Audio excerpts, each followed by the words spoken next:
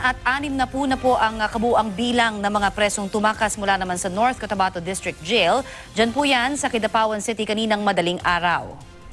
Patay ang nakatalagang jail guard ng pasukin ng may 100 armadong lalaki ang kulungan, habang isang preso naman ang sugatan. Base sa inisyal na investigasyon, pinangunahan umano ng leader ng breakaway group ng MILF ang pag-atake sa kulungan para makatakas ang mga preso.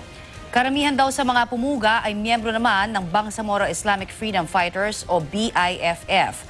Agad na naglunsad ng hot pursuit ang mga otoridad at sa ngayon po ay may 3 ng puganting naibalik sa kulungan.